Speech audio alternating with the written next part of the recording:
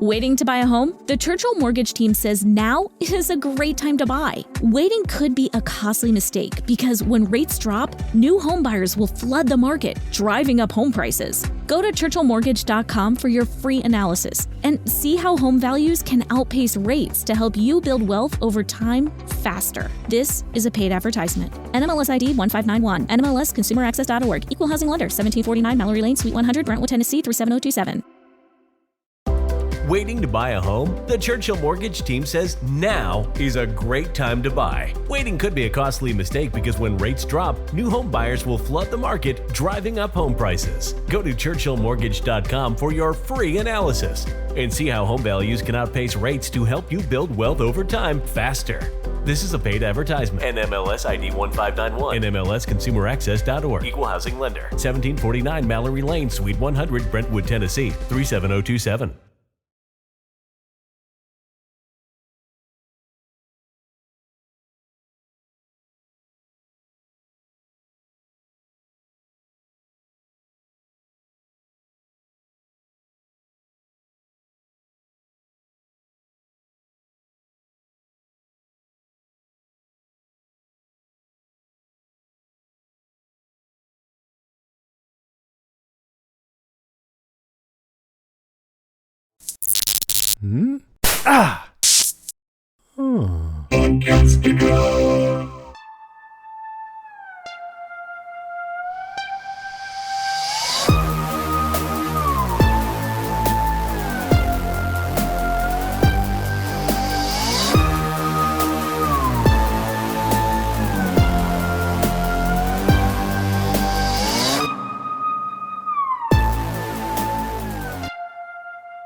Hello, everybody. Welcome to Still Slaying, a Buffyverse podcast. I'm Penny.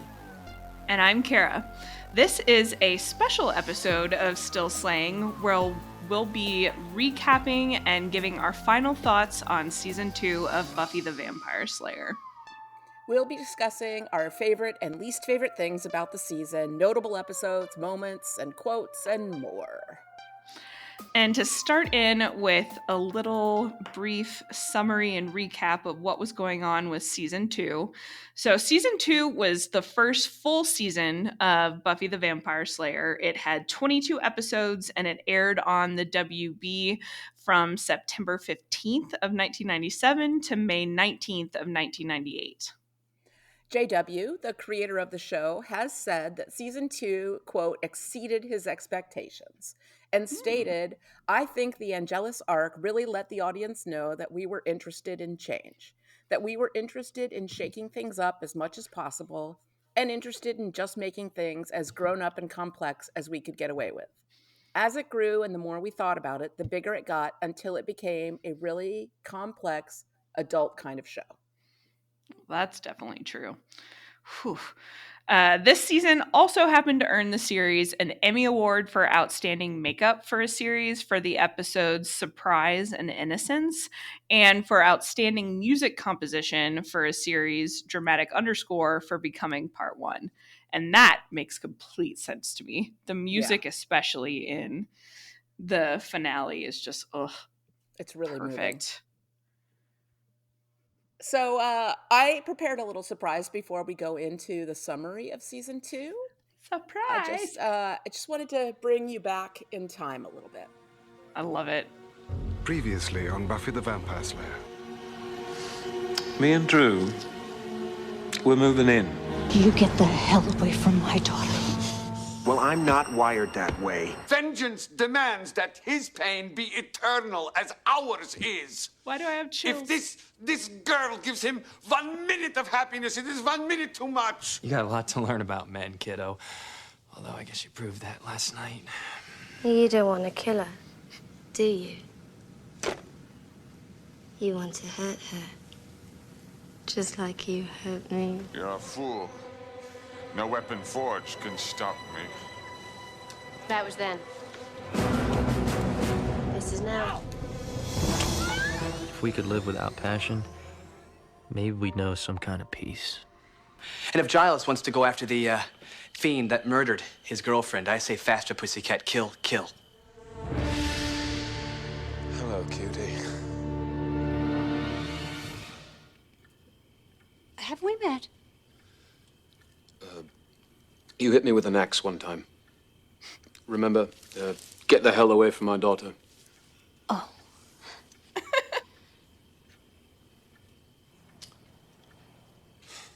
So, do you, live here in town? I hate you. And I'm all you've got. Well, it stops now. No, it doesn't stop. It never stops. Do you think I chose to be like this? Do you have any idea how lonely it is? How dangerous? I would love to be upstairs watching TV or gossiping about boys or, God, even studying. But I have to save the world. Again. Bottom line is, even if you see him coming, you're not ready for the big moments. No one asks for their life to change. Not really. But it does. That makes me so happy. It took me days to do that. That's awesome. I actually got chills at the beginning. I don't know what that says about me, but there you go. That was wonderful. Season 2 began with Buffy dealing with the ramifications and consequences of her brief death at the hands of the Master. She spent her summer vacation with her dad, and when she returns to Sunnydale, the Scoobies find that she's a bit withdrawn and snappy. She's determined to break off her relationship with Angel and seems just a bit too eager to renew her Slayer training with Giles. However, pulling away from Angel turns out to be much harder than she thought. And as Angel and Buffy become closer than ever, their night of passion results in a danger neither of them saw coming. Angel experiences one moment of true happiness and loses his soul. After the Romanian curse takes effect and jealous Angel's original vampire form wreaks havoc on the town of Sunnydale and the Scooby Gang, and Jealous's reign of terror continues until a heartbroken Buffy is forced to send freshly resold Angel to a hell dimension to save the world. Again. So we thought it'd be fun, basically, to give out superlatives for season 2 and go over our favorite and least favorite things, most memorable moments, because why not? It's such a great season. There was so much to talk about. And it was really hard narrowing down favorite and least favorite episodes. But Penny, why don't you give us your favorite episode? I did favorites, like top 3 or 1 and a couple honorable mentions. I did top 3 and a couple honorable mentions for favorites. Nice. Yes. Passion, number 1. It's such a powerful episode. It has those iconic visuals, especially when he actually kills Jenny in front of that window, and then again when Giles finds her. There's just so much about passion, and the voiceover at the beginning and the end is so moving. Becoming Part 2 as my second one, because it's just a phenomenal episode. And Phases, because I really enjoy watching Willow and Oz sort of stumble through dating and werewolfing. That is a great episode. I love it. I really do. Anything with Oz just makes me happy. So it's interesting. So when I went through my favorites, I overthink everything, by the way. So, I was like, okay, if I'm going by favorites, I would pick the ones that have the highest rewatchability factor for me. Like, what do I love going back to over and over again? And so I landed on my number 1 episode being episode 6, Halloween. Oh, it's so just good. Because it's just so fun. And it's one of the happier episodes where, there's not a ton of real consequences for anybody.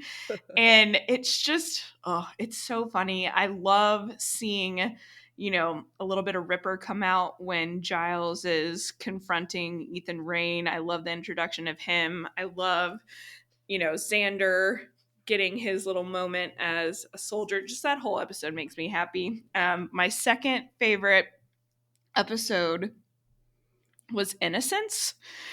Even though it just I mean, it's painful. It is so painful. And I don't know what it is about that episode, but I could watch it over and over again. And I think part of it is the performances of Sarah Michelle Gellar and David Boreanaz, and especially Sarah in that episode. And just everything goes to the next level after that. And I love that one. And then of course, episode 22 becoming part 2 is my third favorite. Just that finale, I will never forget it. And I wish I could forget it and go back and watch it again for the first time. Yeah, when it was shocking. Yeah. Yes, like, and it's just, Willow kind of seeing her start to do her little witchcraft thing, being able to restore Angel's soul. There are funny moments, there are powerful moments. There's obviously that heart-wrenching moment at the end with Buffy having to send Angel to a hell dimension, and the Joyce and Spike moments are just I so love hard those. to beat. Oh yeah. And my honorable mentions were Passion, because of course that is a fantastic episode. It just makes me really, for some reason, that one affects me more than Innocence. Excuse me, in terms of being like sad and uncomfortable, because I just know, you know where it's going after that. There's no turning back. And then Bewitched, Bothered, and Bewildered is another one of my honorable mentions, because that episode is just fun. I love it. My honorable mentions went to a couple of episodes we didn't cover that I like because of their ridiculousness, and that is Nice. Go Fish. Oh yeah, Go Fish is hilarious. that's a good and one. Lie to Me. Yes, I also mostly good. love the scene where they're in the, like, we worship vampire club, and Angel's like, they don't know anything about vampires. They don't know how vampires dress. And then that guy walks up next to him wearing the exact same outfit. So That's great. a classic. Oh. That's a good episode. It's very funny. I think one of my favorite quotes later came from that episode. Oh, So excellent. We'll talk about that again. All right. Now, what about, I think I could guess at least one of your least favorite episodes. Everyone can guess. Yeah. I was like, what did you have for those? It's Bad Eggs. It's horrible and creepy and gross. And I will never see it again, ever. No, I agree. I didn't actually come up with any other least favorites. That one is just so much the least that. Yeah. That's what I was like, Bad Eggs. And honestly, like Inca Mummy Girl, I don't love. It's not like, I don't have a distaste for it like I do Bad Eggs, but it just, I don't think it aged well. Yeah, it's incredibly what's the word I want? Icky. Racist. Yeah, I was like xenophobic a little bit. Appropriative. Also, yeah, just not great. Slightly sexist. Yeah, but there's just a couple of little moments in that episode that save it for me, but for the most part, it's awful. I agree. And the rest of them, like, even if I don't love them, now that I'm getting excited, I feel like I'm like, see, I'm starting to say like more when I start to get going. But Killed by Death, while it's not one of my favorites, it definitely feels like a season 1 episode, like I think it was originally meant to be. But even that one's kind of fun with the bad parts. But the monster is so scary and gross. He is, like, his eyes that like suck the life out of children. Yeah, it's horrible. The Kinderstad. Is that what it is? The Kinderstad. Yeah. Kinderstad. Yeah, that is nightmare fuel, pure nightmare fuel. But I thought it'd be interesting to go through and compare our favorites and least favorites with the top 3 rated episodes on IMDb and the bottom 3 rated episodes on IMDb. So for IMDb, their number 1 episode was Becoming Part 2 with a rating of 9.5 out of 10. Makes sense. Yeah. Then Passion is number 2 with a 9.3 rating out of 10. And number 3 was Innocence with a 9.2 rating out of 10. And I was like, No yeah, big those surprises. Yeah. are pretty much the big 3. And then the bottom 3 episodes. The lowest ranked episode is, of course, Bad Eggs. It's awful. And it still has a 6.6 out of 10 rating. So, above average, but it's just bad. And then episode 20, the second to least favorite, was Go Fish with 6.7 out of 10. Go Fish is campy and hilarious. Right. And I think that's just probably the placement caused that rating to suffer. At least that's what I would assume, because it's right before, it's in between the height of Passion and the finale. So it's like, okay, let's move the story along. But that one's fun. And then the third lowest ranked was Some Assembly Required with a 6.8 out of 10. Yeah. And I was like, I guess I could see that. It's a little creepy. Franken weird. girlfriend. Yeah. And then trying to kidnap Cordelia, cut her head off. Good times. Yeah. Good times. But I still enjoy that one. Gosh, it's hard. There's really no truly terrible episode, I don't think. Bad Eggs is probably the closest one. It's the worst one of the entire series. Yeah. See, and I would still watch that again. Oh, well, I don't know. I don't want to spoil that with my least favorite episode in season 3. We'll get there. Yeah, we'll get there. I don't know about you, but the next category of most memorable moment, I had kind of a hard time picking my top one. Yeah, but I had one that kept forcing itself into my consciousness. It was like, no, this is the one. Pick me. I like it. What'd you end up going with? The Buffy running around that corner in the blue coat in Becoming Part 1. So good. And the slow motion where you know what she's about to find. Ugh. It's just such an iconic Buffy moment and the voiceover is something like, you're never prepared for the big moments. And she's like, and you're like, oh, she's about to have a big moment. Just everything comes together in a flash in that moment. I agree. Oh, that is such an iconic shot in the slow-mo. I remember watching that one time with one of my roommates in college, and she started laughing at that shot. She's like, it's so cheesy. And I wanted to be like, get out. Yeah. No. Clearly you do not understand. Yeah, I was like, you do not appreciate this appropriately. I had to go with Angelus snapping Mrs. Calendar's neck. Oh, in front of that was window. like number 2 for me. Yep. Because it's just, when I think back to season 2, if somebody just mentions season 2 of Buffy, or, I'm thinking about it randomly, that is the moment that I go back to the most, where it's almost like a flashbulb memory where I can see it perfectly in my head. And it really is a moment in the series that changes everything and changes the series going forward. I did put honorable mention being the Spike and Joyce small talk as well. I mean, it's really fantastic. Chef's kiss. It's beautiful. It really is. I think my honorable mention would go to the moment when Buffy has her eyes closed and she catches the sword. Oh, that is good. Because it's such a beautiful shot. She's got this like morning light on her face. And when she closes her eyes, you're like, is she giving up? What's happening? And then it's just the zen strength of Buffy. It's so beautiful.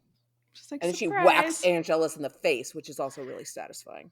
That is super satisfying. We probably should have that as a category. Most satisfying moment.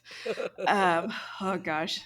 And next up, we've got our favorite and least favorite characters. This one, I mean, I had a hard time on all of these for the most part, but this one in particular. I changed my mind about 8 times about who was my favorite character, and I landed on Spike. Yep, me too. It's hard not He's to so pick funny. him. I agree. So funny. Well, and he's just so dynamic. Anytime he's on screen, I don't know, He like steals the scene from everyone around him every time. I'm just captivated, honestly, anytime Spike arrives. And you know it's going to be a fun episode. If it's a crappy episode, Spike makes it better. Like, Always. it's just always the best. I did say my honorable mention is Oz.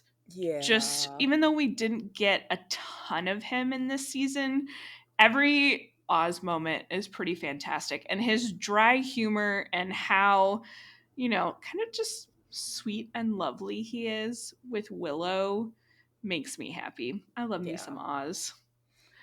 Who was your least favorite? The Anointed One? God, he's so Because annoying. why does he exist? I know. He was just so such a bad boring. idea from season 1. I mean, they did kill him off pretty quickly into the season. Like, I'm glad That's somebody true. was like, you know what, this is not going to work. Let's have Spike kill him in a really funny, memorable manner. Oh yeah. But like, everything about him is annoying. He's like whiny, and he's always wearing like a black turtleneck. It's like, do you think you're Steve Jobs? Like, what's happening? He is the Steve Jobs of vampires. Yeah. It works. So my approach with favorite and least favorite character, I was like, who am I thrilled to see on screen? And who do I have like a visceral negative reaction to when I see them on screen? And so I went with Principal Snyder, just because that little man infuriates me. Like, I do love to hate him. That's why I didn't choose him, because I'm like, he kind of makes scenes better when he's in them. Like, he sucks, but like in a really fun way. He just, every time I started to think, well, what did I see that like irritated me the most? Like, who did I get the most frustrated with? And it was definitely Principal Snyder. He has some solid lines. My honorable mention was, how do you say it? Ginny's uncle. Enyos, yep. Because I'm just like, damn it, man. Get out. This doesn't make any sense. And that's a shitty curse, because they're not really cursing, Angelus, who did all those things. They're cursing Angel, who has a soul, who regrets doing. Anyway. Yeah.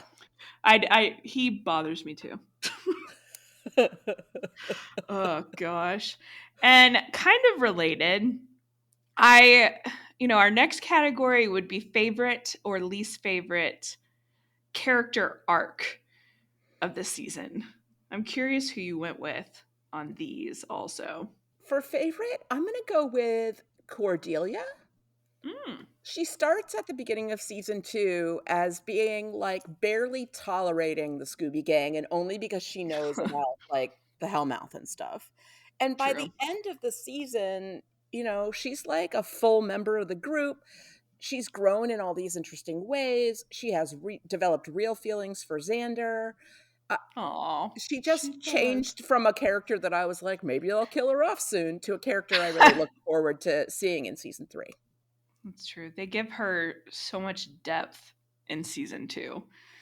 She was one of my honorable mentions, but I ended up going with Willow just because I think we see in season 2, they still play up her kind of nerdiness a lot, but I think we see her confidence grow, and she seems more comfortable in her own skin in season 2.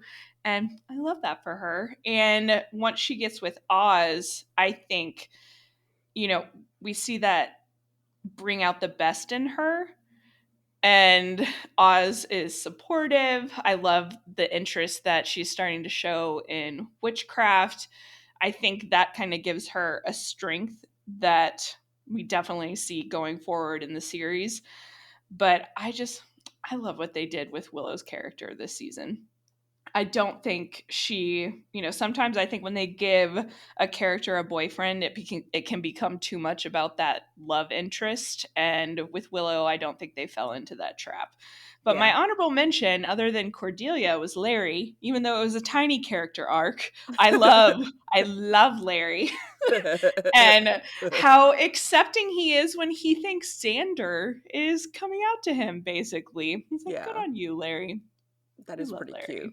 Well, that's interesting because my least favorite character arc was Xander. Because Xander. Did he have an arc? Like, he starts off possessive of Buffy and Willow and being jealous and treating Cordelia like shit, and he doesn't grow. There's no arc. He just is still an asshole at the end of the season. Oh, yeah. He really is, especially in, we talked about this covering Becoming Part 2, how the reason he doesn't tell Buffy that Willow is working on, getting the spell right and restoring Angel's soul is not for any, selfless reason. It's because he hates Angel and wants him to die. Yeah, he's jealous and possessive and irrational when it comes to Angel. Oh, yeah. And even how in, when he's kind of confessing his love a little bit to Willow when she's in the hospital and it's when all about Oz him. comes in. Yeah, like it's just, and it's funny to me how Willow obviously and clearly had this huge crush on Xander. They've known each other since they were kids.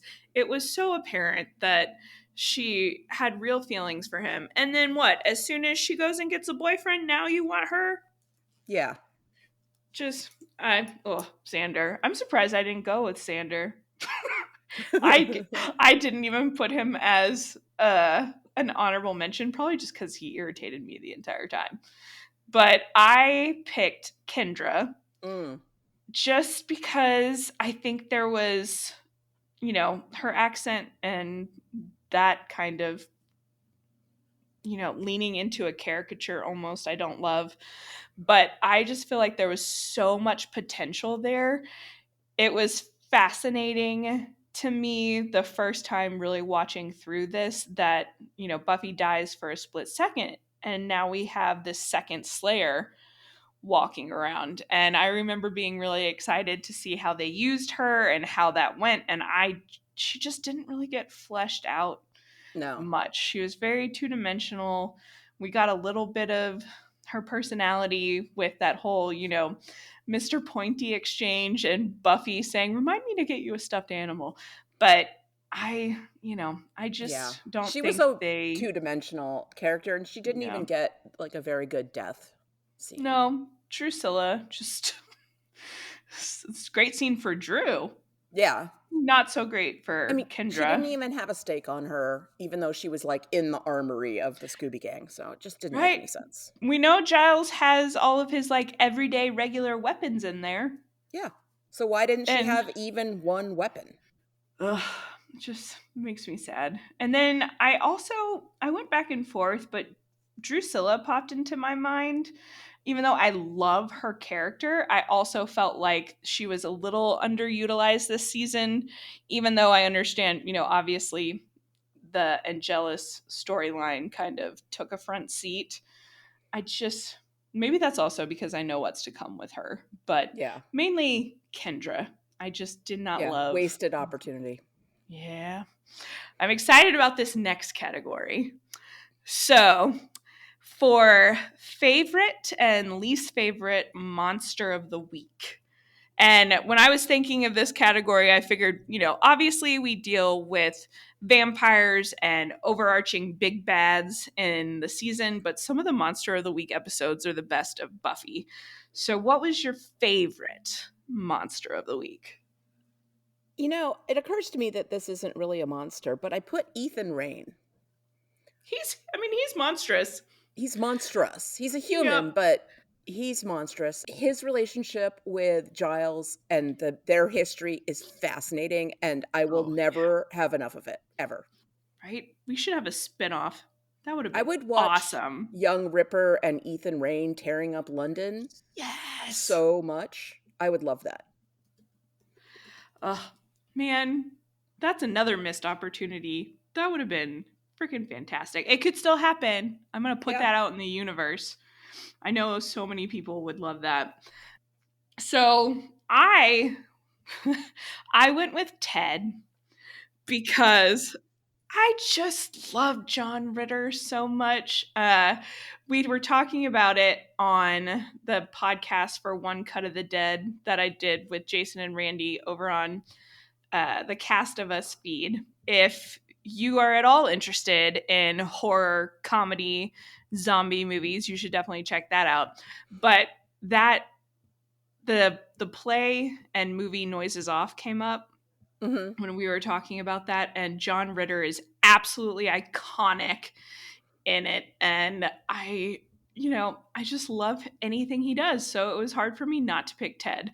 And the kind of socio political current implications of his character and his beliefs it's still relevant. Also are, it's unfortunately still very relevant. And I just love that whole dynamic, and the fact that the police were introduced in that episode.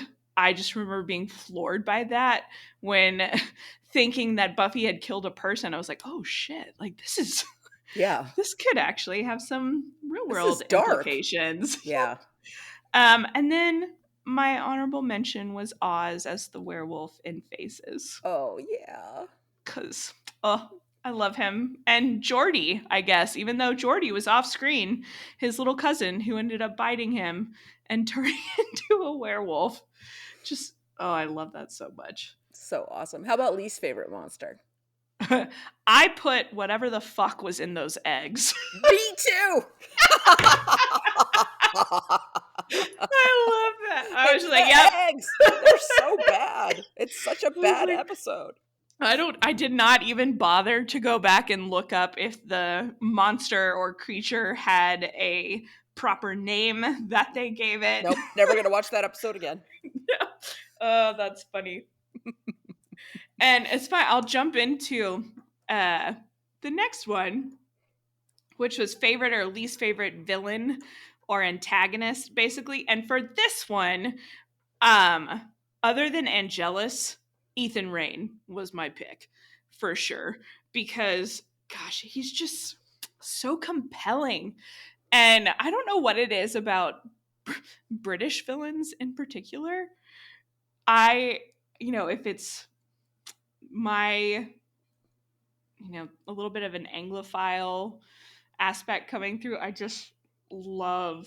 Well, the politeness is hilarious. Yeah. Right? It's a good contrast, I guess, from what you're typically expecting and what we get with Giles. He gives Giles so much depth because you suddenly see that Giles had this whole life before he was Buffy's watcher. There's a moment in that episode, The Dark Age, where Buffy's like, I'm just having a hard time like adjusting to the fact that you're a person. And he says most grown-ups are. Just it's like, yeah, I still have trouble with that. And I'm like, by all measures, an adult. And sometimes I still forget that people are real people and not just caricatures of themselves. It is hard. I think that's such a nice, accurate portrayal of a high school student, because when you're younger and you see your teachers out, it always feels weird. It's like, oh my gosh, like they're outside of the school.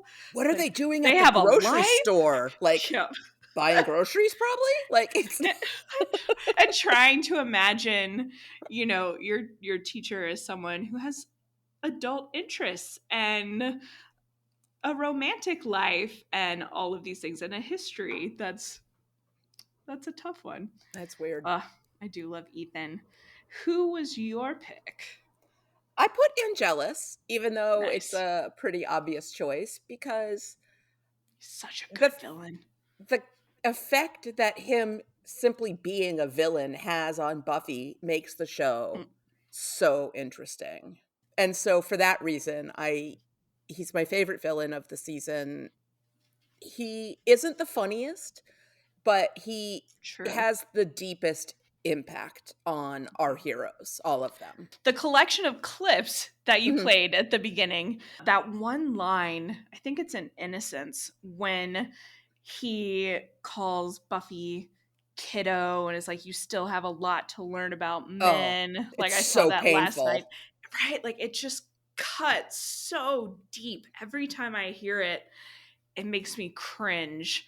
And that type of dynamic where he knows her so well and has, been intimate with her, it just makes it so much worse when he's all of a sudden on the other side. And I don't know. I'll have to see how I feel rewatching, but Angelus might be my favorite overarching villain of the series just because of that dynamic.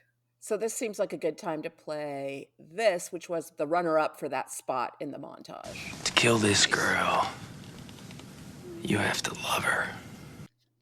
Oi. Oi. I went back and forth, and I was like, I chose the other one because he says it to Buffy, and so I was like, that's a meaner thing to say. But the fact that the like, to kill this girl, you have to love her thing it's like a theme of the entire series, because it, like, nobody can get it. Buffy's very invulnerable to most villains unless they get behind her, like, her support network. And it's she forms this group around her because of love, and so love is like her superpower, one of her superpowers. It really is. And I think we really start to see that aspect of Buffy's personality and that strength in her coming up in season 3. And it definitely continues throughout the series. Oh, yeah. I'm excited for that.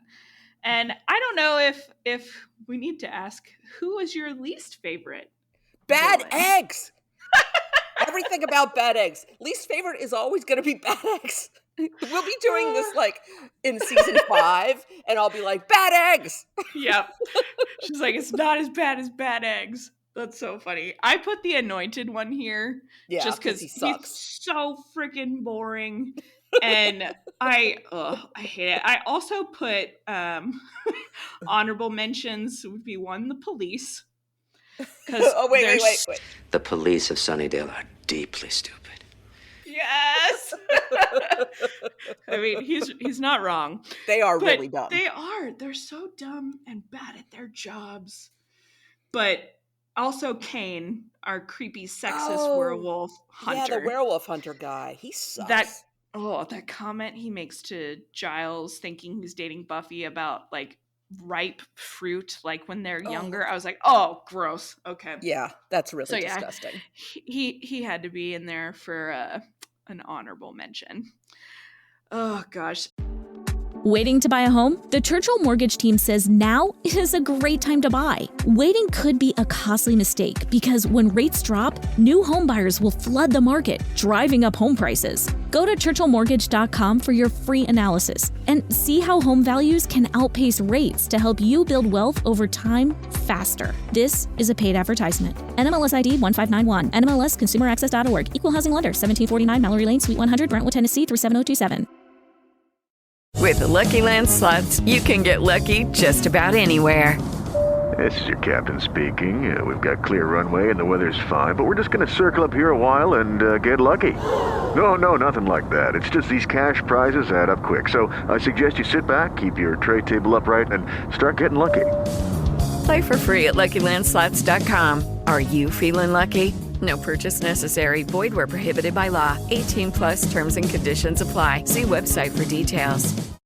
Lucky Land Casino, asking people, what's the weirdest place you've gotten lucky? Lucky? In line at the deli, I guess? Aha, in my dentist's office.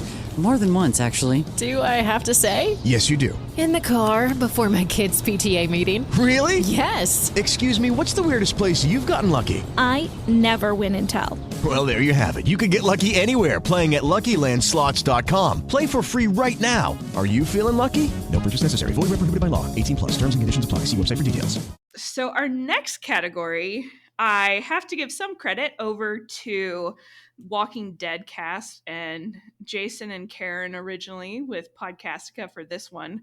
So we've got Vampire Kill of the Season taking inspiration for their Zombie Kill of the Week for each Walking Dead episode. And Buffy has, some pretty good vampire kills, and she's not the only character that gets to dusting vampires. So, what did you come up with this one? I don't know if this character is a vampire or not, but she kills one of the Order of Taraka in becoming or not What's My Line Part 1 with an ice skate, and it's Oh awesome. yeah, that was a good one. I forgot about that. I love that one. God, My there's favorite just one is in so season many. 1 when she uses a cymbal. She takes off of the drum set and she yeah. frisbees it at a vampire and beheads him. That's like my all-time favorite of the whole series. That's so funny. Yeah, the ice skate, man. It's So so awesome because creative. and also because, like, her connection to ice skating is this, like, girly, Mhm. gentle she's wearing, like, a pastel fuzzy sweater, and the Oh music that's yeah. playing is very romantic, and then she's like, "Slice!" And it's That is it's good. so badass. I love it. Nice little contrast there. Oh, I do love that. I think I went with her double kill at when she goes in and When She Was Bad, that first episode of the season, to find the Anointed One. And Absalom is that kind of religious-y vampire that follows the Anointed One around. And then one of the Anointed One's other cronies is there. And she ends up there's a torch in the middle of the room, and she picks up the torch and stakes one vamp with the pointy end of the torch and lights Absalom on fire with the With the other other end? end. Yeah. Oh, that is For a badass. double kill. And I was like, oh, that was amazing. I'll go ahead and say that goes along with my favorite like Buffy one-liner or Buffyism in the next category. Her little quips when she's fighting. Absalom is like spewing all of this crap at her. And she goes, "So are you going to kill me, or are we just making small talk?" And that's when she ends up picking up the torch. And I was like, oh, that's good. That's so cheesy Buffy. So those two kind of went together for me. She's so funny. I chose for my best Buffyism. It's the episode when I don't remember, but they're talking about somebody did something and she says, "Oh, so in other words, you're typical man." Oh And yeah. and Xander's like, "Hey," and Giles is like, "Let's not jump to conclusions." And she says, "I didn't jump. I took a tiny step and their conclusions were." I love that. I think that was Phases. Yeah, that's right. It was Yeah. Phases. Oh, that is an excellent, excellent moment.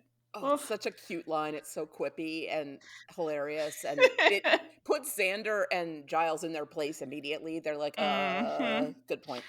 Yeah, it's like, okay, fine. Ugh. So next category is our most shocking moment. What did you end up going with there? There were a few in this Yeah, but season. I went with Jenny's death. Yeah, it's Because hard it was not the to. first time a main character died. Or like a named, like multi-episode character. And Mhm. that may be common in these post Game of Thrones days, but when Buffy True. was on, main characters did not get killed. It was No, shocking. not at all. Oh, man. I think it would be hard to not go with that moment. Like, I obviously I don't love that moment, but I love what it did for the series. Yeah. And it is That beautifully executed. Oh Right? yeah, Like and the cinematography is filmed. gorgeous. Yeah.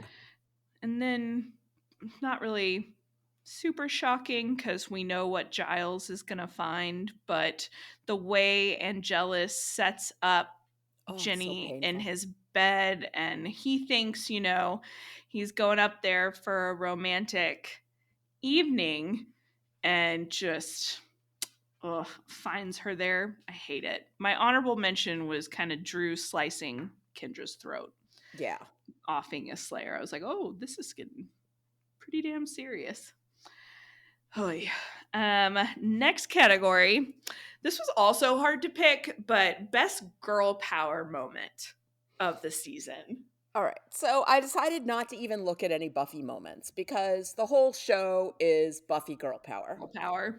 Yep. So I decided it was Willow taking charge on Halloween. Yay! It's such a wonderful time for her because first she's like too shy to even show herself in public, right? She's wearing that ghost costume, and then she's sort of forced into the light and forced to take charge, and she really lives up to it, right? She's like telling people what to do and making the plan and executing the plan, and like, and you see this glimpse of like, oh, Willow is not just a shy nerd. There is something more in there that's going to be really interesting. I also, Halloween is a great episode. I also love that she's dressed all sexy because another woman wanted her to look sexy instead of being competitive with her about looks. And that's just a lovely, like, girlfriend moment. That is nice. Buffy is like 100% supportive of Willow looking hot as hell. Yeah. She's just like, you go for it. I had such a hard time. I really enjoyed Joyce kind of finally stepping up and defending Buffy to Ted. Oh, yeah. Even though I wasn't thrilled with her behavior before in terms of dealing with Ted, but I do think it's important to show, in real life situations, how manipulative people can be and how easy it can be to kind of fall into one of those emotionally abusive, verbally abusive situations. And when she finally stands up for Buffy, I just love that. Also, Buffy killing the judge with the rocket launcher in the mall is just so good because it was so surprising. The first time I was just like, what the hell? And I will never forget. I love how Drew and Angelus, like both of them register what's about to happen. And the judge is just like, what? Yeah.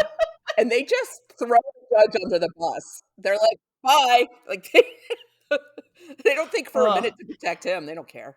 Not at all. But yeah, that's a good moment. Classic moment, Buffy wielding a rocket launcher. So our next two categories are kind of related. So first up, we've got Still a Slay. So favorite kind of 90s-ism, 90s slang or reference from the season. And then the category after that is So Passé. So maybe the most outdated, problematic comment or jokes that we need to leave behind. Yeah, so for Still a Slay, I picked Buffy's outfit in Bewitched, Bothered, and Bewildered. She's wearing this like sheer white top over a solid white top, and it's, first of all, she's so gorgeous and it looks sexy as hell on her. But it became a staple of my wardrobe from that point forward to do sheer over solid. For like 10 years, that was a major look for me. So I like it. When I see that on screen, I'm like, oh, that's where it started. That's when I started wearing that look all the time. Yeah, I feel like Buffy had a very, very good big influence on fashion. There are so many outfits where I'm just like, oh, I remember wanting to be able to dress like that so bad when I was, in 5th grade. And some of these things were definitely not appropriate for a 5th grader. But I wanted to look like Buffy really, really bad. The hairstyle kind of got me too, like wanting a long bob. I ended up going with that, I think 6th grade before going back to school. So my favorite 90s-ism, I basically ended up with the anytime they talk about wig out or wigging out yeah. or the Wiggins, I don't know if that's because of Buffy that became so popular in the 90s, but I it's just don't such know. a I think that was already a classic. thing. Yep. It's just it's so At, 90s at and I love any it. point, does Xander say get wiggy with it? Oh, I hope so. I don't remember, but I could see it. Well, and Yeah. then the whole exchange in Becoming Part 1 where Buffy is having to wait for her mom and is saying bye to all of her little cronies and she's like, call me," because there's no cell phones, there's no texting. Yeah. I love that. And then so passe, what was kind of the cringiest, most outdated line for you or moment? Xander's whole personality. No. Xander's gay panic. Like, Right. he's so terrified that people are even going to know he talked to Larry about being gay. Like, he doesn't even want like any tiny shred of the topic of homosexuality to have any attachment to him. It's it's the main problem I have with Friends too. I cannot watch Friends from the Oh same time yeah. period because Chandler was always like, "What? I'm not gay." And it doesn't age at all. It's horrible. No. It just makes them It's seem like so uncomfortable. super homophobes or like secretly closeted. Like it's awful. But It it doesn't hold also up. just seems so weird, like New York in the 90s with a bunch of 20 somethings Like, and then the fact early that they 30s. didn't have any gay friends is weird. Like, Yeah. It's like, and I feel like that was kind of a missed opportunity with Gunther. But anyway, yeah. That was the main one that stuck out to me as well. The other one was, it just makes me cringe in Passion when Spike is still in his wheelchair and Angelus makes that comment like, don't worry, roller boy, like Oh. I've got everything under control. Like his whole any exchange he has with Spike about being in that wheelchair just kind of makes me They're cringe. horrible. I was like, But let's not do that anymore. Angel is a villain and he's 200 and something years Oh, old. yeah. So it's It like checks out. it's in keeping with his character, but it's still horrible. Yep. And Like, to a it modern is- ear, it's like ableism. It would be nice if somebody on screen was like, ableist much? That's all I would Yeah. need is for the show to recognize that it's horrible. And Yeah. but I think we're just supposed to be like, yeah, Angel's horrible. And also I love that he and Spike fight all the time because that's really funny. But yeah, those are the roller boy comment is hard. It's a hard one. Oh yeah. It just, every time I hear it, it just stands out so much now. Oh gosh. So this next category is one of my favorites. So we've got best dressed and worst dressed. And that can be either characters, outfits, whatever. All right. So for best, I went with Willow's Eskimo costume in Inca Mummy Girl, even though it is horrible cultural appropriation. Yeah. It's an amazing costume. It looks beautiful and it attracts Oz's attention, which is really cute. That he's like, who is that girl? Even though all these other girls are wearing like grass skirts and stuff. And then for worst, I put everything else that Willow wears. Yeah, that's Like fair. Her outfits are horrible. They mix together colors that don't work together. She's always got a hat that looks like a winter hat, even though they live in Southern California. Like, there is what a the hell? particular hat. She got my vote for worst dressed. So that there's a couple sweaters that make her look like a 5-year-old that I just can't stand. Yeah. Like, you guys could have made different choices to get the point across that she's kind of quirky and nerdy, but whatever. And then there's that purple bucket hat that the she fleece wears. one? Yes, and I It's think horrible. that's in Surprise episode. I wrote 13. Yeah, and it's so awful, and it's too big on her head, and it's just not cute. And I hate that they do this to her. They put her in some pretty horrible hats throughout the show. But I do love that costume and the fact that Oz sees her for the first time in that costume and says, "Who is that girl?" and is already intrigued by her. And the parallel in Halloween when he sees her in her, kind of scantily clad outfit walking in front of his van, and the second time he's like, "Who is that girl?" Right. And He's so interested because she's not predictable.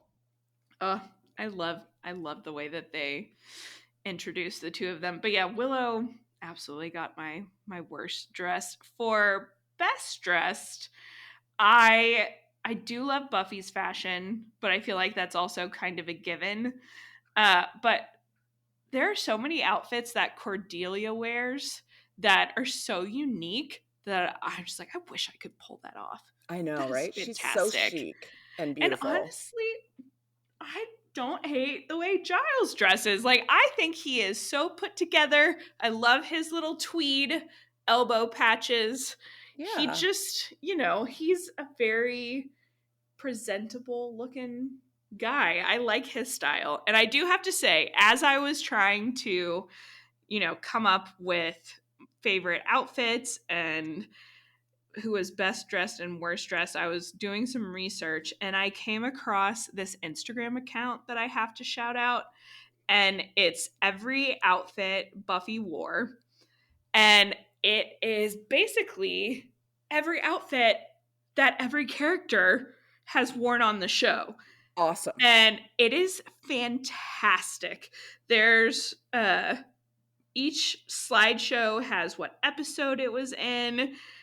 And if you have not heard of that account or checked it out, I definitely would, because there are some moments that I had forgotten about that this person has posted, and it's fantastic. I went down a rabbit hole looking at all of the horrible and fantastic moments, especially Buffy in that, what was it? It was like a silk raincoat, trench coat thing. Also in Bewitched, Bothered, and Bewildered. Yeah. And really heels, sexy. which is like sexy as hell, regardless of the fact that she is, bewitched at the moment into trying to seduce Xander. But she looked fantastic. Yeah. That was a great outfit. Ugh. And she then has a lot of great coats. I sometimes wonder how big the coat closet is at the Summers household, because she has like so many great coats. It Especially must be like a whole spare bedroom. It's just coats. I know. And they're not like small coats either. She has some really great like long winter coats that are pretty fantastic. There's that coat that she's wearing in Becoming Part 2 that I really love. Is it a camel coat? Oh, when she's like remember. when she's incognito with the beanie on her head. Yeah, and her little beanie. I love that beanie. It's like, okay, Buffy, you look more suspicious now, but that's fine. Yeah.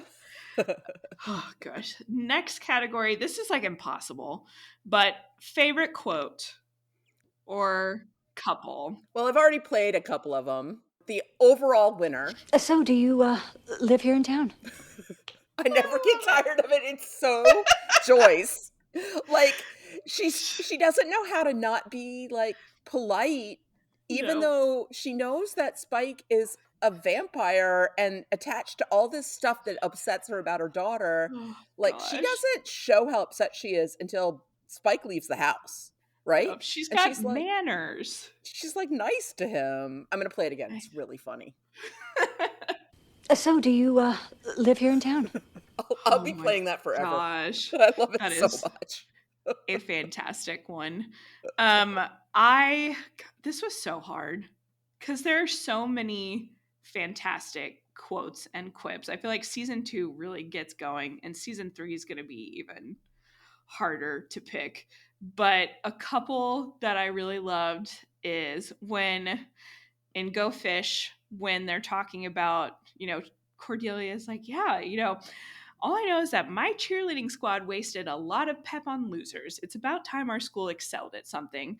And Willow goes, oh, she's like, you're forgetting our high mortality rate. And Xander goes, we're number 1.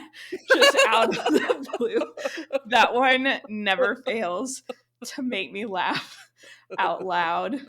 Another one, it was so hard to pick, but another Xander one when Willow, they're talking about Buffy and how they're kind of worried about her, and Willow's like, I mean, why else would she be acting like such a bitch? And Giles kind of is like, Willow, I think we're a little too old to be spelling things out. And Xander, just with all sincerity, goes, a bitka? And Giles takes a beat and just goes, yes. Yes, and moves on. I forgot about that. It makes me giggle.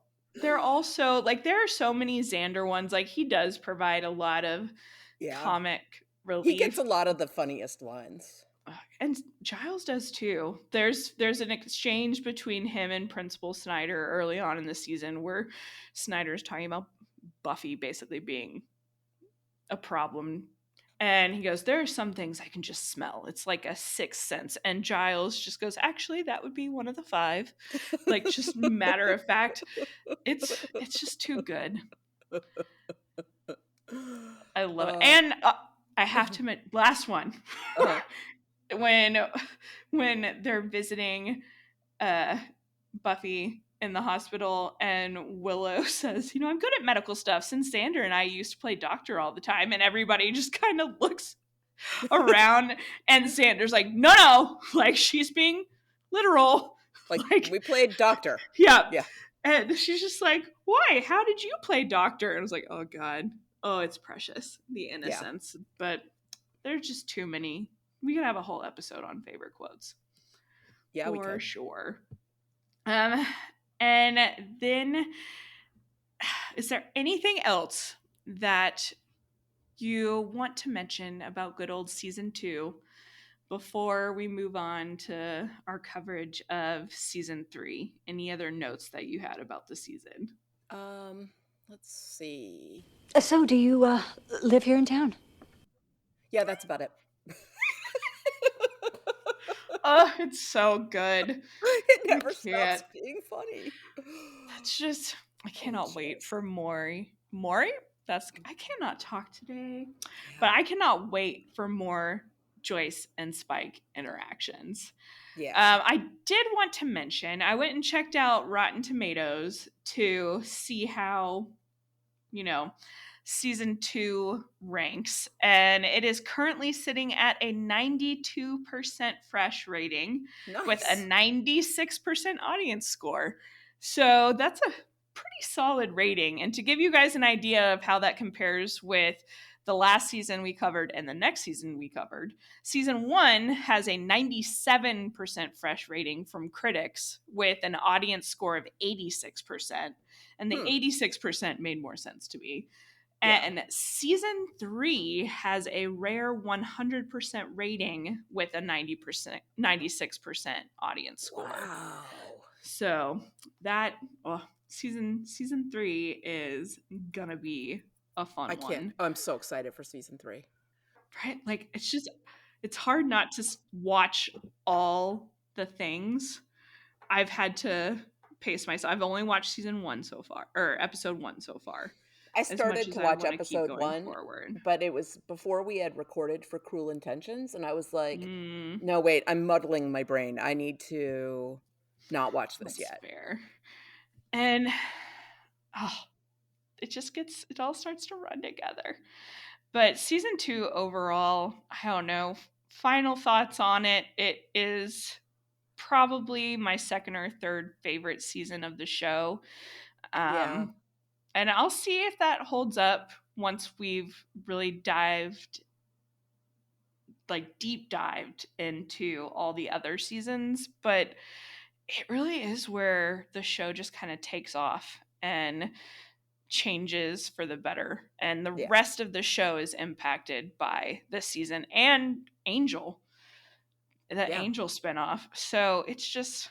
one of the things I really like about the show is that the characters grow and learn, and it's consistent. Like, it's taken into account in future episodes. They don't keep making the same decisions and mistakes over and over again, and they don't pretend like things didn't happen before. Some shows just sort of are like, the characters are always the same, and they learn a lesson in one episode and then it has no bearing on a future episode. And I feel like in this series, like, Buffy in the future will be like, I don't know, I've dated someone I fought vampires with before. That didn't go so Right. great. Like, all these lessons that they accumulate and they actually like are shown to have an impact on the future of the characters. And I really appreciate that. There's nothing more That's frustrating to true. me in the Harry Potter books and movies than like around like book 5, I'm like, go to Dumbledore and tell him what's happening.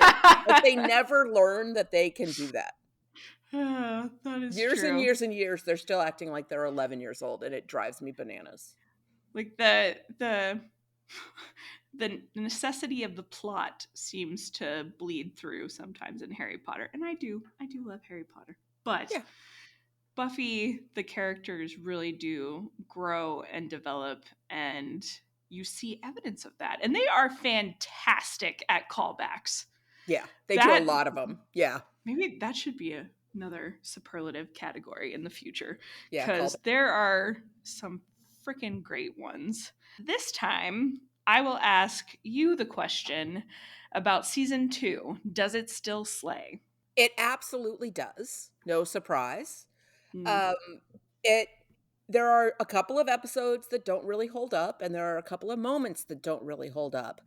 But the vast majority of season 2 is still relevant, emotional, impactful, intelligent, funny, sad, so sad. Oh, so sad. Sad. It has, great production values for the late 90s, and the acting is consistently very, very good.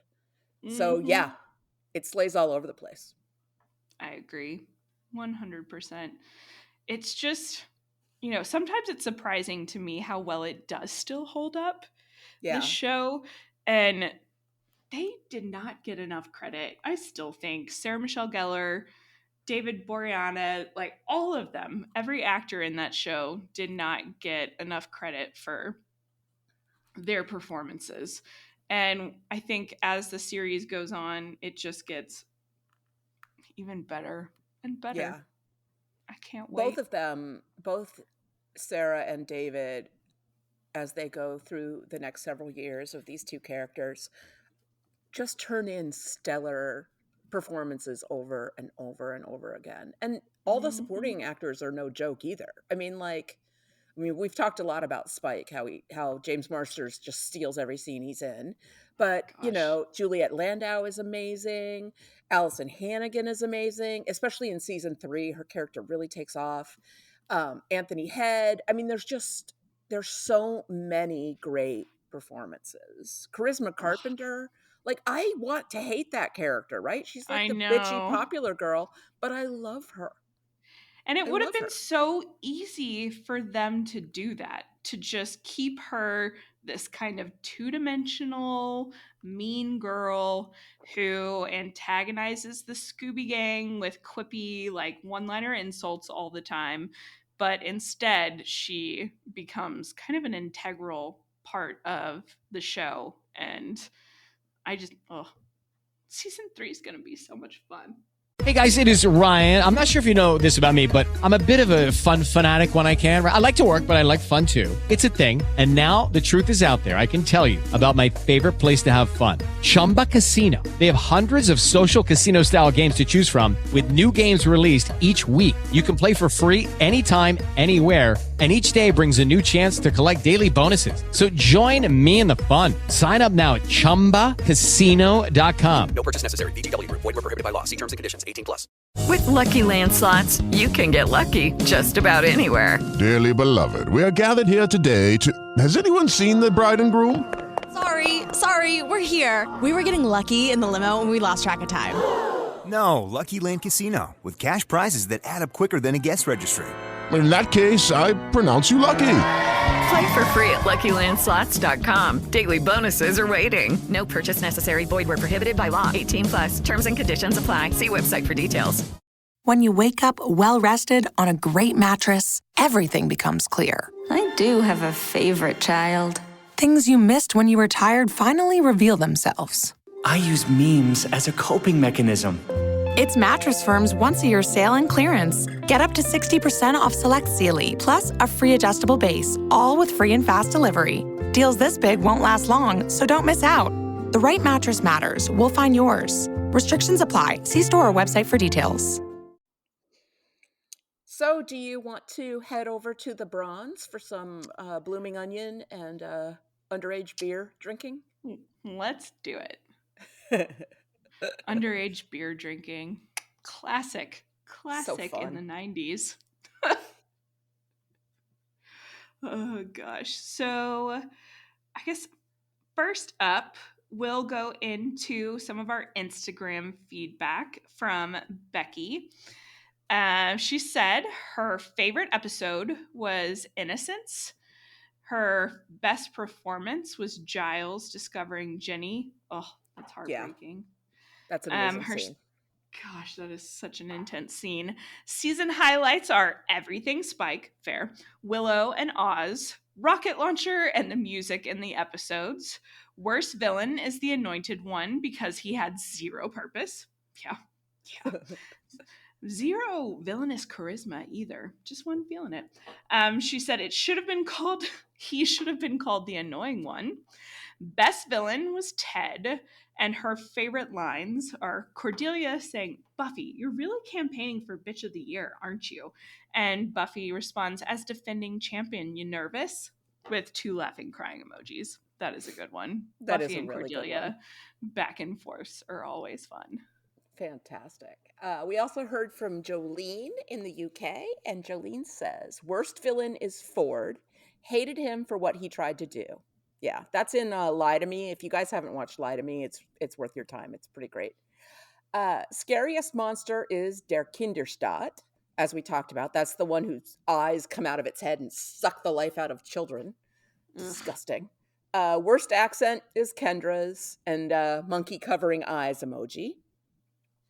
Favorites, because I can't only have one. This is episodes are Halloween, Killed by Death, and Becoming 1 and 2. Not a massive fan of When She Was Bad, but I still always rewatch it. Yeah, I'm not a huge fan of that episode either. It's uncomfortable to watch Buffy being a jerk, but right. Yeah. Season highlights: meeting Spike and Drew, the introduction of Oz, the wannabe vampires in their costumes and Lie to Me. Yep. The jump Angelus and Drew do when they see the rocket launcher, and Spike and Buffy teaming up. Also this quote, and that's everything. No weapons, no friends, no hope. Take all that away and what's left? Me. Yes. Such an awesome moment. That is good. That's a good girl power Buffy moment. We have a voicemail from my friend Karen. Hey, Penny and Kara. This is Penny's friend, Karen Schmelk-Cohn. I've been behind, and that's why I have been calling in. I am still behind, but it's okay. I did want to say I did watch a few episodes with my son, who's 20, and he definitely enjoyed it. I don't have any specific feedback for him. I may watch a few more episodes with him over when he's home over winter break, because he did enjoy it. So that might be good. But I wanted to say that part of the reason why I wanted to watch it with him is he's a linguistics major, and one of the things my husband and I have always enjoyed about the Buffy verse is it has its own. They have their own in-universe slang. There's sort of a way people talk or phrases that they use that weren't actually common slang in the 90s, but it made you feel like this is real, this is now, but it's like a slightly different universe. And I really like that. It was a way to kind of like make it like this is possible here, so nobody was like, that can't happen because that's not real. It's like, no, it's in the Buffyverse, it's someplace else. And I really always enjoyed that. Part of just the language, the way they talk. My husband will still, do things, say, and from a later episode where Willow says, "Bored now." And, so he still will use that in that exact tone of voice, and it's hilarious. So there are certain phrases and stuff that we still say from Buffy, from watching it when we were started dating in the 90s. So, what else did I want to say? Love Oz. I mean, he's so the best character in this season, and just the way he rolls with everything. I just love that. Um, and Spike is definitely, my favorite villain in anything everywhere because he's so much fun. And he's so on the one side, he's passionate and he's like so in love and he's so snarky and his lines are so great and I love anytime he shows up on screen. I hate Angelus right along with Spike through the end of season 2. I'm just like, yeah, I get you, Spike. Like Angelus is just so annoying and so terrible. And it's great when a bad guy hates the other bad guy and has a real reason for it, and it's not just competition. It's like you're a jerk and an idiot. And and I really liked how you guys highlighted basically how smart Spike is. He's very thoughtful, he's very smart. And and your general monster is just, "Ugh, eat, kill, whatever," and Angelus is a sociopath, but Spike just loves what he does and is just really thoughtful about it. And joyful. And it just makes him just so much fun to watch, and I just enjoy it in general. So hopefully by the time you guys do season 3, I might be able to keep up and have specific things to say for specific episodes. But for now, I really just wanted to slip this in at the last minute. All right, thanks. Oh my God, Love thanks, it. Karen. Never Thanks feel so like much. you have to be caught up to send us any feedback. We're happy to sure. talk about past episodes, future episodes. We can always stick it in the spoiler section if it's spoilery, but the linguistics point is really interesting. And I would Yeah. love to hear more of what your son has to say if he watches more of it. I had forgotten about that aspect of it from his perspective, and that's really cool. That is fascinating. I would love to hear more about that too. I love the idea that makes me also wanna of nerd out. Karen's husband being like bored now about just everyday things in life. That will make sense in season 3, people. Yes. Oh, such a good line. So I will say I'm gonna take this time to plug our new feedback email once again. So it'll be stillslayingfeedback@gmail.com. And you can send feedback, like Penny said, about any episode at any time. You can record a voice note on your phone and email that to us at stillslayingfeedback@gmail.com. We love the feedback. Love it. It's always fun. And if you have one of our listeners actually sent us a private message that was not for the podcast earlier, and it was a really fun message. And so if you want to do that, please send us a note. We're happy to hear your funny stories that are not suitable for podcasting. Oh, yeah. And if you do want to send that in with your regular feedback, you can just put, parentheses around it, like say not for the podcast or just between you two, and we will always respect that. So feel free to share. Well, thanks again, Karen, for that voicemail. That was fantastic. All right, that is the end of the main section of the podcast, recapping the glory that is Buffy the Vampire Slayer Season 2. That's a little Easter egg for those of you that have gone farther in Buffy the Vampire Slayer as well. But stay tuned for the Watcher Diaries portion of the show if you want to hear the spoilery discussion about what we're most looking forward to in Season 3.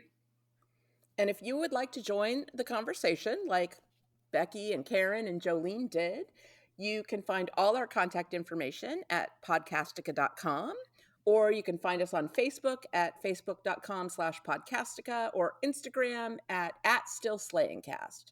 You can also find links on podcastica.com to social media pages and all the other shows that Podcastica offer. Remember that you can record a voice message or write into us, so feel free to send any feedback to us on Facebook or Instagram, or you can send it to that new feedback email I mentioned, stillslayingfeedback@gmail.com. And if you're looking for some other podcasts to listen to, Podcastica has so many podcasts covering so many shows. I recently binged all of Squid Game on Netflix, and now I Nice. am listening to the Podcastica coverage of Squid Game, and it's been really fun. And we already talked about a little bit about Cast of Us is doing a Walking Dead rewatch. That has been really fun to listen to. If you're a Walking Dead fan, I think you would really enjoy it. It's pretty funny coverage, and we're all zombie lovers over there on Walking Dead. That is super fun. I was gonna plug a brand new show from Podcastica that's a little bit different from anything the network has done before, and that is Welcome to the Apocalypse with Randy, Ginny, and Rob, I believe. And it is an improv podcast, kind of a post-apocalyptic improv show where you can listen to characters kind of navigate the apocalypse, fight monsters, and deal with the real monsters of the apocalypse, people. And I'm going to be on No. it soon. I love it. I listened to the first episode and I am already hooked. It's so much fun. Yeah. It makes me miss my theater nerd days in high school. Aw, me too. No, but it's a fun one. I would definitely suggest that even if you don't love zombies, I think it's just an all-around fun idea. It's pretty silly. For If you sure. like what you hear, hit like, hit follow, subscribe, 5-star ratings, maybe write a review, send in some feedback. There's all kinds of ways to interact with us. Yes.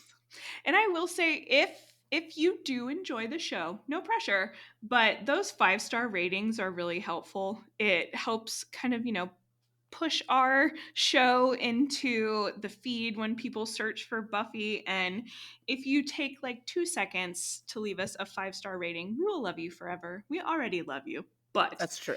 that would be much appreciated. And next time, we will be starting our coverage of season 3. It's going to be episode 1. The title is Anne.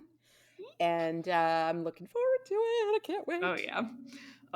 Thanks, everyone, for tuning in. And remember, the police of Sunnydale are deeply stupid. Okay, that's the end of the non-spoiler section. And if you want to avoid spoilers, which is going to be a general conversation of season 3, you should stop listening now. Hey guys, it is Ryan. I'm not sure if you know this about me, but I'm a bit of a fun fanatic when I can. I like to work, but I like fun too. It's a thing. And now the truth is out there. I can tell you about my favorite place to have fun. Chumba Casino. They have hundreds of social casino style games to choose from with new games released each week. You can play for free anytime, anywhere. And each day brings a new chance to collect daily bonuses. So join me in the fun. Sign up now at ChumbaCasino.com. No purchase necessary. VGW Group. Void where prohibited by law. See terms and conditions. 18+. It's too bad we can't sneak a look at the Watcher. I'm sure it's full of fun facts to know and tell. Yeah, that's too bad. That stuff is private. Also, Giles keeps them in his office, in his personal files. Most importantly, it would be wrong.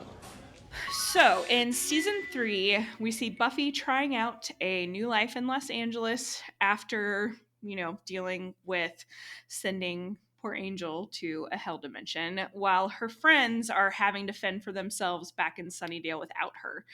And then, after months of being away, Buffy returns to Sunnydale and receives a less than warm welcome. Buffy finds out she has to adjust as Xander and Willow are both involved in their own romantic twosomes. Giles is still recovering from the trauma of Angelus's reign of terror, and Principal Snyder seems to be sticking to his guns about expelling her from school. Despite their awkward reunion, the Scooby Gang must try to come together to face new threats. And there are oh so many new threats. Oh, yes. Some very unique ones as well. So, Mr. Trick, let's start there. We get a new character named Mr. Trick, who is the first black vampire I've ever seen. Mm-hmm. And he is kind of a modern guy who is looking for ways to sort of capitalize on the supernatural. Yeah. He likes what does he things order in the drive-thru? I don't remember, Like but I just a remember Coke or Diet Coke. Yeah, and then he eats the drive-through worker. He just, Yeah. like, grabs him, drags him through the window. He's delightful. He's such a, He is like, fun. operator. He's like this kind of salesman style personality. He's always wearing a nice suit. Um, He's I fancy. I'm a fan of Mr. Trick. And then, of course, we get Faith. Oh, Faith. I think the introduction of Faith might be the top thing, if not like one of the top things I'm looking forward to is season 3. She's It such an just, amazing character. She's so immediately three-dimensional. And she has so many psychological issues that come out in her behavior. It's really kind of fun to catalog them. You're like, oh, there's another thing that's caused by, Faith's weird childhood. Oh, She's from the Boston area, so I feel close to her in that way. And she really provides this foil for Buffy where, Buffy has gone through a lot, but she has a loving home and a loving mother, and she's got this group of friends. And Faith comes into town and she's got none of that. And it really allows Buffy to see like what she might have been like if things had gone a little bit of a different way. I think it helps her for sure appreciate what she does have. It's such an interesting, juxtaposition of those two characters and what Buffy kind of takes for granted or is annoyed with. It seems like Faith would, kill to have and would love to have. And I think it was very smart of them to introduce a character like Faith. And, I gotta say, her relationship with the mayor is also one of the most interesting aspects of that season. I'm looking forward to that. When's the last time you watched season 3 all the way through, you think? It's been several years. I'm pretty excited about it. Like I'm pretty fresh. So that's going to be good. We get a lot more of Joyce in season 3 because now that she knows about Buffy's other life, she can be involved in more of the stories, and it is so satisfying to see her mixed up with all this supernatural stuff and how she copes with it and copes with, trying to like guide Buffy through this, no parent is prepared for this. This isn't in the books. There's no like Dr. Spock, how to raise your Slayer baby. Like she's faced with a really difficult parental challenge, and it's really fun to watch her work her way through it. There's also Band Candy, which is one of the best episodes of any TV show ever. So fantastic. I'm a huge fan. Onwin is going to be on with us for Band Candy. Yay! It's going to be fun. Yeah, it's going to be really great. We have a bunch of great guest hosts coming back this season. Some new names and some people that you'll recognize from season 2. But yeah, there are really some fantastic episodes in this season. I think some of the best of the series are in this season. It's such a well-regarded season, both critically and with fans, which is, one of the reasons why we're covering every single episode and not skipping any. But I have to say, some of the ones I'm looking forward to the most are probably, The Wish and Doppelgangland. Yes. Are awesome. And Gingerbread might be one of my favorite episodes of the series as well. So I can't That's a wait. Big Joyce episode. Gingerbread. Oh yeah, I love Helpless. Helpless is that is good.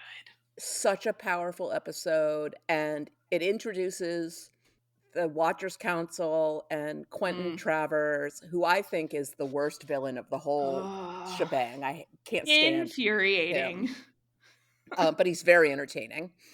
And reintroduces the Overalls of Sadness in the Helpless episode. That's true. Gotta love it. Love it so much.